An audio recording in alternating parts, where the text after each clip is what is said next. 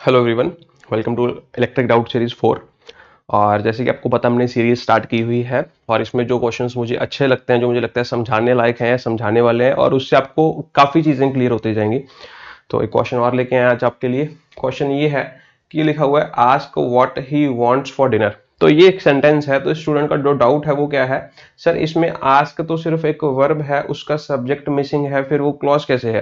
क्योंकि हमें पता है कि जब भी हमें क्लॉज बनानी होती है ना, तो क्लॉज बनाने के लिए मैंने आपको सिखाया हुआ है कि एक वर्ब चाहिए एटलीस्ट, ठीक है, और उस वर्ब का क्या चाहिए, सब्जेक्ट चाहिए, तभी वो क्या बनेगी, क्लॉज बनेगी। हाँ, ऑब्जेक्ट हो भी सकता है, नहीं भी हो सकता, डिपेंड करेगा। अगर मैंने कह दिया कि वो जो वर्ब है वो ट्रांजिटिव है, तो उसका ऑब्जेक्ट हो सकता है, उसका ऑब्जेक्ट होगा।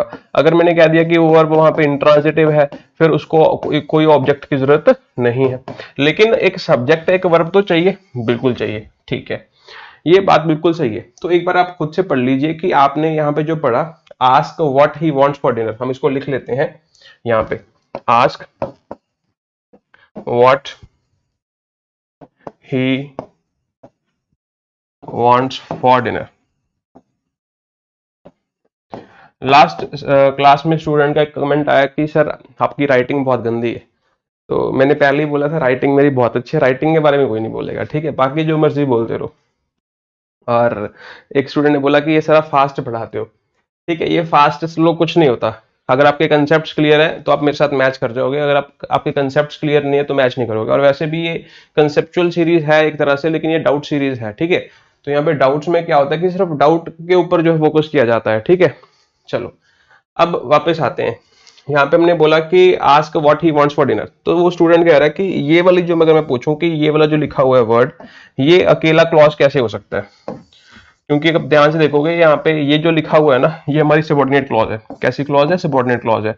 अगर सबॉर्डिनेट क्लॉज है तो वो तीन काम कर सकती है, या तो सेंटेंस में नाउन का काम करेगी, या सेंटेंस में एडजेक्टिव का काम करेगी, या सेंटेंस में किसका काम करेगी, एडवर्ब का काम करेगी। और अगर आप प्रोनाउन पढ़ चुके हो, जहां तक मैंने पढ़ा दिया इलेक्ट्रिक ग्रामर 01 से, या फिर पहले भी मेरे से या कहीं से भी पढ़ चुके हो, तो आपको पता होना चाहिए कि जो वर्ड क्लॉज होती है ये हमेशा नाउन क्लॉज होती है, ठीक है। जो वर्ड क्लॉज होती है नाउन क्लॉज होती है, ठीक है। जैसे मैंने बोल दिया what you want is none of my concern, ठीक है। मैंने कह दिया कि तुमको जो चाहिए ना वो मुझे मुझे उससे कोई लेना देना नहीं है, ठीक है, तुम जो मर्जी करो, ठीक है। अब यहाँ पे इस सेंटेंस में ध्यान से देखोगे, यहाँ पे ये हमारी मेन वर्ब और ये लिंकिंग वर्ब है, और इस वर्ब का जो सब्जेक्ट है ना व्हाट यू वांट है। अगर यहाँ पे ये सब्जेक्ट लिखा हुआ है तो इसका मतलब यहाँ पे ये क्या है, नाउन। तो जो व्हाट क्लॉज होती है ना, ये हमेशा नाउन का काम करती है।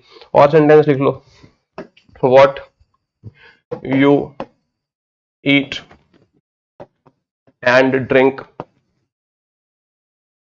affects your health।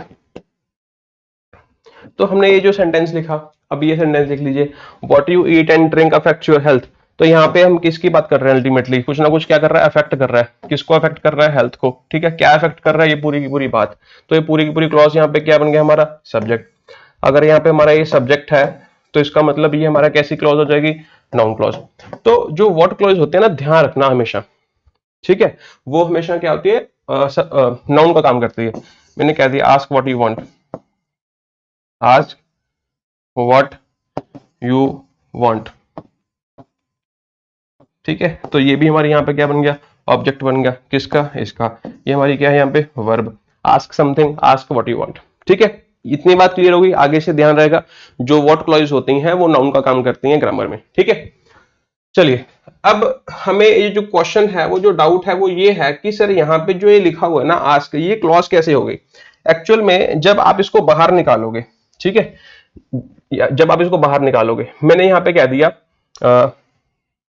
Open the door, ध्यान से समझना, मैंने यहाँ पे कह दिया ओपन द डोर। अब ये सेंटेंस अपने आप में क्या है, कंप्लीट है, अपने आप में क्या है, कंप्लीट है।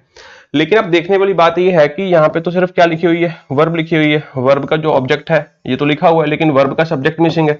अगर किसी वर्ब के पास सब्जेक्ट नहीं है तो उस वर्ब का वजूद क्या है। क्योंकि जो वर्ब होती है या तो वो सब्जेक्ट के बारे में ये बताती है कि सब्जेक्ट क्या काम कर रहा है, या सब्जेक्ट की पोजीशन बता देगी, सब्जेक्ट की प्लेस बता देगी, सब्जेक्ट का टाइम, मतलब कुछ ना कुछ वो बताती रहेगी, ठीक है। तो यहाँ पे जब मैं कह रहा हूँ कि मोहन इज रनिंग, तो सनम इज रनिंग, ठीक है, तो वो सब्जेक्ट की ये बता रहा है कि सब्जेक्ट क्या काम कर रहा है। तो जो वर्ब है अल्टीमेटली सब्जेक्ट के बारे में कुछ ना कुछ बताती है कि सब्जेक्ट क्या काम कर रहा है, सब्जेक्ट किस स्थिति में है। ठीक है, मैंने बोल दिया कि ही इज सैड, तो यहाँ पे जो इज है वो ही के बारे में बताएगी कि वो किस स्थिति में। ठीक है, तो ये लेकिन यहाँ पे देखने वाली बात यह है कि इस वर्ब के पास क्या नहीं लिखा हुआ, सब्जेक्ट लिखा हुआ, फिर भी ये सेंटेंस है ये। तो वही कहानी वहां पे है, पता है क्यों? क्योंकि ये जो सेंटेंस है ना, ये जो सेंटेंस है ये कैसा सेंटेंस है, इंपेरेटिव। ठीक है, कैसा सेंटेंस है, इंपेरेटिव सेंटेंस है। अब एक बात बताओ, एक बात आपसे और पूछता हूं, क्या पूछता हूं, अगर मैंने यहां पे लिखा ओपन द डोर, फिर मैंने यहां पे लिखा ओपन द डोर, तो इसमें से कौन सा सही है कौन सा गलत है, जल्दी से बताओ।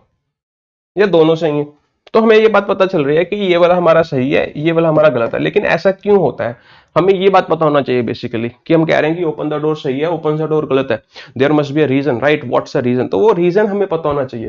देखो इतनी बात तो आपको पता होगी कि यहाँ पे जो वर्ब लिखी हुई है, ये वाली जो वर्ब लिखी हुई है, ये कैसी वर्ब है, सिंगुलर है, और ये जो वर्ब लिखी हुई है ये कैसी वर्ब है, प्लूरल है।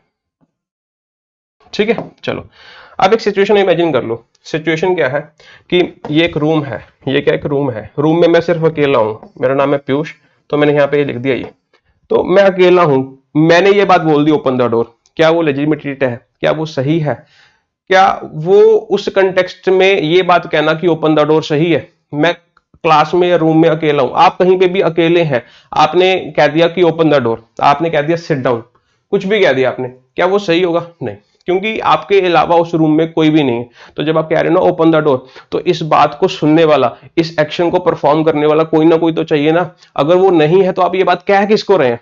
इतनी बात समझ आ गई? तो अगर आप रूम में कहीं पे किसी भी जगह पे अकेले हैं तो आप ये बात नहीं बोल पाएंगे, इतनी बात आपको समझ आनी चाहिए। ठीक है, फिर मैंने कह दिया कि मेरे सामने एक स्टूडेंट बैठा है, S1, ठीक है, S1 स्टूडेंट बैठा है, तो मैंने कह दिया कि ओपन द डोर, अब सही है गलत, सॉरी, अब सही है गलत, अब ये सही हो गया। ठीक है, और अगर मैं कह रहा हूं ओपन द डोर, ध्यान से समझना, अब मैं कह रहा हूं ओपन द डोर, तो जब मैंने ये बात बोल दी ना ओपन द डोर, तो यहां पे इस काम को करने वाला, इस एक्शन को करने वाला कौन है? ये। तो ये मेरी बात को सुन रहा है, अगर ये मेरी बात को सुन रहा है, तो अगर मैं स्पीकर हूं, मैं बोलने वाला हूं, तो वो सुनने वाला, तो वो लिसनर हो गया। तो ये भाई साहब हमारे हैं लिसनर, ये भाई साहब हमारे कौन है? लिसनर। और लिसनर के लिए जो प्रोनाउन का यूज करते हैं वो कौन है? यू। कौन होता है? यू। तो इसका मतलब इस एक्शन को जो परफॉर्म करने वाला है वो कौन है? यू। तो इसका मतलब इस वर्ब का जो सब्जेक्ट है वो कौन है? यू। कौन है? यू। अब मुझे इतना बता दो कि यू के साथ, मुझे इतना बता दो यू के साथ इज लगाएं या आर लगाएं। ठीक है, हमें पता है कि यू जो है चाहे एक को रिप्रेजेंट करे चाहे 15 को रिप्रेजेंट करे, लेकिन वर्ब हमेशा प्लूरल लगती है। इतनी बात भी सबको पता है, बहुत बेसिक चीज है, नहीं भी पता तो आपको पता चल गई होगी। तो इसी वजह से जब इसका सब्जेक्ट यू है तो यहां पे आप कभी भी ओपन्स का यूज नहीं कर सकते, अगर कभी भी ओपन्स का यूज कर लो गलत हो जाएगा। क्यों? क्योंकि इसका सब्जेक्ट कौन है? यू। तो जब भी कोई इंपेरेटिव सेंटेंस होता है ना सर, तो इंपेरेटिव सेंटेंस का मतलब यही होता है कि वो हमारा डायरेक्ट ऑर्डर, डायरेक्ट रिक्वेस्ट या डायरेक्ट सजेशन, डायरेक्ट का मतलब क्या है कि सामने वाला ही उस एक्शन को परफॉर्म करेगा, कोई और नहीं करेगा। That's what is called direct. समझ आ गई बात, what I am trying to say? तो जब मैं कह रहा हूं कि सिट डाउन, तो जब मैं जिसको कह रहा हूं सिट डाउन, वो मेरे सामने तो बैठा होगा, तो इसका मतलब वो कौन होगा? लिसनर होगा। अगर वो लिसनर है तो इसका मतलब उस वर्ब का सब्जेक्ट कौन है? यू। इसी वजह से वहां पे सिट बोला गया, ना कि सिट्स। क्लियर? ये बात आपको क्लियर होगी आज कि यहाँ पे हम यहाँ पे ओपन का यूज क्यों नहीं करते, किसका यूज कर रहे हैं? ओपन का। क्यों? क्योंकि इसका जो सब्जेक्ट होता है वो कौन होता है? यू। इतनी बात समझ आ गई? ठीक, पहली बात। अब दूसरी बात, दूसरी बात यह है कि अगर इसका सब्जेक्ट यू है तो वो मेंशन क्यों नहीं किया? अगर इसका सब्जेक्ट यू है तो वो मेंशन क्यों नहीं किया? अब एक बात समझना, मैंने बोल दिया, मैंने बोल दिया कि I have eyes, I have eyes. ठीक है, फिर मैंने बोल दिया आई हैव टू आइज। ठीक है, तो मुझे इतना बताओ कि कौन सा सही कौन सा गलत, कौन सा सही कौन सा गलत? Be fast. आपने अपने दोस्त को बोला, आपने अपने फ्रेंड को बोला, किसी को भी बोल दिया कि I have two eyes, I have eyes, कौन सा बोलोगे कौन सा नहीं बोलोगे? दोनों बोल दोगे? क्या कभी ये बोलोगे I have two eyes? Sorry,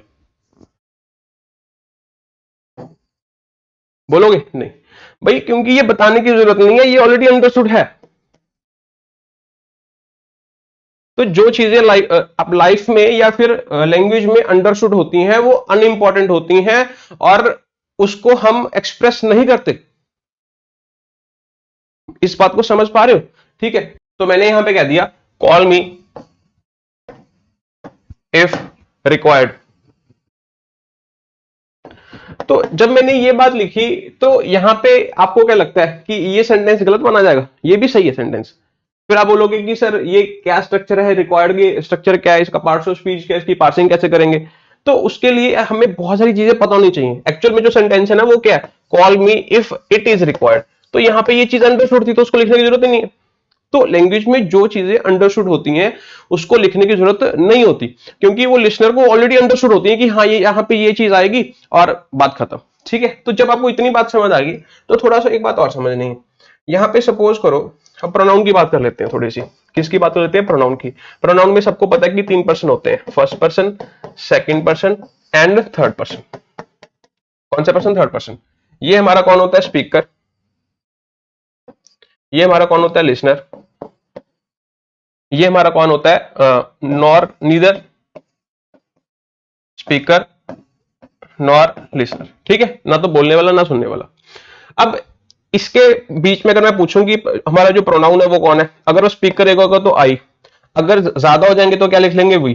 ठीक है, लिसनर के केस में अगर चाहे सामने वाले एक बंदा बैठा है चाहे सामने 50 बैठे हैं, यू से ही उसको रिप्रेजेंट करोगे, कुछ और नहीं बोलोगे। क्लियर? अगर मैं बात करता हूं थर्ड पर्सन की, अगर वो मैस्कुलिन है तो क्या यूज कर लोगे? ही।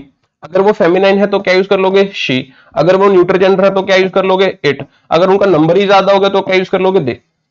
इतनी बात समझ आ गई? चलो अब एक बात समझनी है। मैंने कह दिया कि जब भी हम कभी भी इंपेरेटिव सेंटेंस लिखते हैं, जब कभी भी हम इंपेरेटिव सेंटेंस लिखते हैं, मैंने यहां पे कह दिया sit down, avoid junk food, avoid junk food. अब हमें पता है कि इस वर्ब का जो स्पीकर है, इस वर्ब का जो सॉरी सब्जेक्ट है वो कौन है? हमारा सेकंड पर्सन है। कौन है? हमारा सेकंड पर्सन है। इतनी बात समझ आ गई? ठीक। फिर मैंने एक सेंटेंस और लिख लिया, मैंने कह दिया सेड समथिंग, सेड समथिंग। अब ये सेड समथिंग लिखा हुआ है, ठीक है, मैंने कह दिया कि यहां पे थर्ड पर्सन आएगा। मैंने कह दिया कि यहां पे क्या आएगा? थर्ड पर्सन आएगा। ठीक है, अब जब मैंने कह दिया कि यहां पे थर्ड पर्सन आएगा तो भाई साहब थर्ड पर्सन में बहुत सारी पॉसिबिलिटीज हैं, 4 पॉसिबिलिटीज हैं। 4 नहीं, एटलीस्ट 3 पॉसिबिलिटीज तो है जहां पे फिल हो सकती है। कौन कौन सी पॉसिबिलिटी है? एक तो ये वाली पॉसिबिलिटी है, ये आ सकती है, एक ये आ सकती है, एक ये आ सकती है। तो आपको वहां पे मेंशन करना पड़ेगा कि कौन सा सब्जेक्ट है, क्योंकि यहां पे मैं ये बाय डिफॉल्ट मान नहीं सकता। यहां पे ही को भी कह सकता हूं, शी भी लिख सकता हूं और मैं यहां पे दे भी लिख सकता हूं। तो जो भी सब्जेक्ट है ना उसको मेंशन करना पड़ेगा। सेम वे अगर मैं यहां पे कह दूं कि अब ये फर्स्ट हमारा कौन सा सब्जेक्ट हो गया? फर्स्ट सब्जेक्ट हो गया सेड समथिंग, एसटीएच। मैंने कह दिया अब हमारा यहाँ पे फर्स्ट पर्सन हो गया। अगर फर्स्ट पर्सन है तो भी 2 पॉसिबिलिटीज है, यहाँ पे आई भी लिखा जा सकता है, वी भी लिखा जा सकता है। तो दोनों में से जो भी होगा वो मेंशन करना पड़ेगा, चाहे वी चाहे आई। इतनी बात समझ आई? लेकिन फिर मैंने कह दिया कि यहां पे मैं कह रहा हूं कि इसका जो सब्जेक्ट है ना वो सेकंड पर्सन है। तो सेकंड पर्सन में सॉरी सेकंड पर्सन में बस मुझे इतना बता दो कि कितनी पॉसिबिलिटीज है। 1 है, 2 है, 15 है, कितनी है? 5 है या 500 है? कितनी है भाई? एक ही तो पॉसिबिलिटी है। कौन सी? ये वाली। कौन सी? ये वाली। तो इसके अलावा जब कुछ और आ ही नहीं सकता तो सेकंड पर्सन में यही तो आएगा। इसके अलावा कुछ और लिख पाओगे? नहीं लिख पाओगे। जब हमें पता है कि इसके अलावा यहाँ पे यू के अलावा कुछ और आ ही नहीं सकता तो उसको लिखो ही मत, क्यों? अंडरस्टूड है? समझ आ गए? जो चीजें ग्रामर में, लाइफ में अंडरस्टूड होती हैं, बाय डिफॉल्ट अंडरस्टूड होती हैं, हम उनको कभी भी लिखते सुनते लिखते नहीं, पढ़ते नहीं। मतलब पढ़ते तो हैं, ठीक है, तो माइंड में होती हैं वो चीजें। तो यहां पे हमें पता है कि भाई जो इस वर्ब का जो सब्जेक्ट है ना, इस वर्ब का जो सब्जेक्ट है वो कौन है। अगर लिखना है तो लिख भी सकते हो। ये प्रोजेक्ट आईजीआई आपने गेम खेली होगी ना, तो वो बोलता है ओए यू। ठीक है, तो आपने बचपन में अगर खेली होगी आज से 10 साल पहले, जिसको आज वो कौन सी गेम कहते हैं, ये कौन सी चली है, काउंटर स्ट्राइक नहीं, पबजी। ठीक है, तो हमारे टाइम में प्रोजेक्ट आईजी थी और नीड फॉर स्पीड थी। ठीक है, फास्ट एंड फ्यूरियस। ठीक है, तो ये ऐसे भी लिख सकते हो। ठीक है, अदरवाइज जरूरत नहीं। क्यों? क्योंकि वो अंडरस्टूड है कि उसकी एक ही सब्जेक्ट है, एक ही पॉसिबिलिटी है, दैट इज यू। नहीं भी लिखोगे तो सामने वाले को अंडरस्टूड है। सेम वहां पे, सेम आपके सेंटेंस में यहाँ पे उसने जो लिखा ना ये, ठीक है, ask what he wants for dinner, तो आप ये बात सामने वाले को कह रहे हो, तो इस वर्ब का जो सब्जेक्ट है ना वो कौन है, यू, और वो अंडरस्टूड है, इसी वजह से उसको लिखने की जरूरत नहीं। ठीक है, समझ आ गया? नहीं समझ आया तो छोड़ो यार, क्या करना है मजे करो, ठीक है, पढ़ के क्या करना है, पेपर तो वैसे भी नहीं हो रहे। ठीक है, आज के लिए इतना ही। This is fusion the signing off, bye.